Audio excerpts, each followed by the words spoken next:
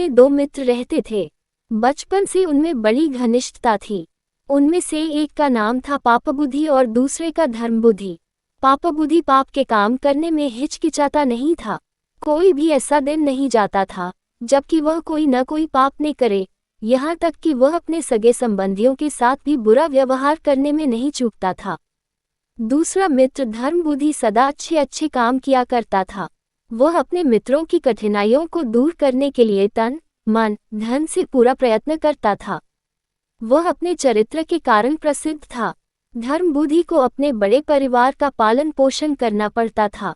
वह बड़ी कठिनाइयों से धनोपार्जन करता था। एक दिन पापबुद्धि ने धर्मबुद्धि के पास जाकर कहा, मित्र, तूने अब तक किसी दूसरे स्थानों की यात्रा नहीं की, इसलिए तुझे और किसी स्थान की कुछ भी जानकारी नहीं है। जब तेरे बेटे पोते उन स्थानों के बारे में तुझसे पूछेंगे तो तू क्या जवाब देगा?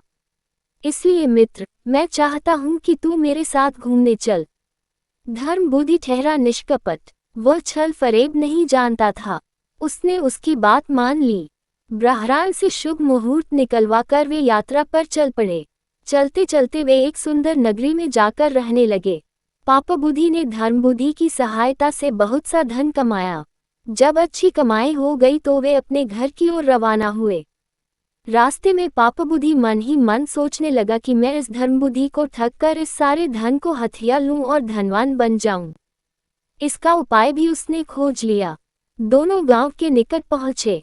पापबुद्धि ने धर्मबुद्धि से कहा, मित्र, ये सारा धन गांव में ले जाना ठीक नहीं।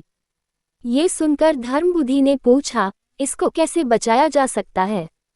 पापबुद्धि ने कहा, सारा धन अगर गांव में ले गए तो इसे भाई बंटवा लेंगे और अगर कोई पुलिस को खबर कर देगा तो जीना मुश्किल हो जाएगा।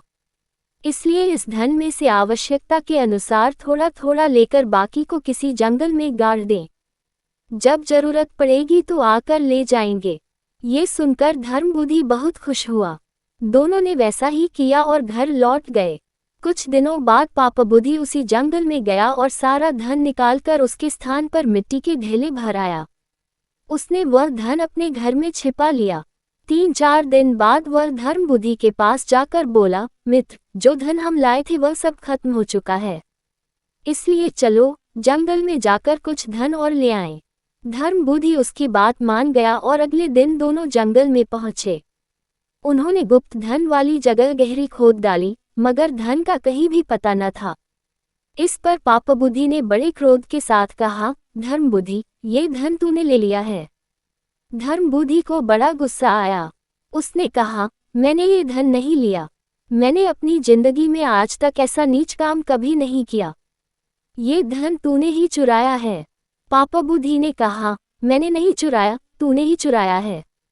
सच सच बता दे और आधा धन मुझे दे दे, नहीं तो मैं न्यायाधीश से तेरी शिकायत करूंगा। धर्मबुद्धि ने यह बात स्वीकार कर ली।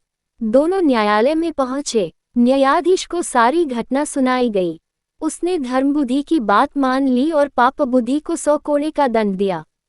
इस पर पापबुद्धि कांपने लगा और बोला, महाराज, वह पेड़ पक्षी है। हम उससे पूछ ले तो वह हमें बता देगा कि उसके नीचे से धन किसने निकाला है। ये सुनकर न्यायाधीश ने उन दोनों को साथ लेकर वहां जाने का निश्चय किया।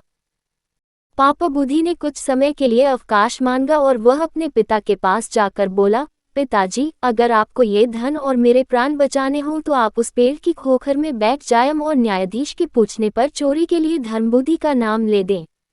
पिता राजी हो गए। अगले दिन न्यायाधीश, पापबुद्धि और धर्मबुद्धि वहां गए। वहां जाकर पापबुद्धि ने पूछा, ओ वृक्ष, सच बता, यहाँ का धन किसने चुराया है?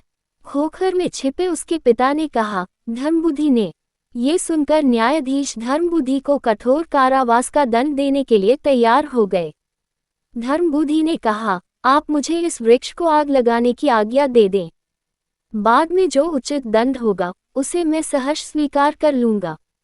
न्यायाधीश की आज्ञा पाकर धर्मबुद्धि ने उस पेड़ के चारों ओर खोखर में मिट्टी के तेल के चिथड़े तथा उपले लगाकर आग लगा दी।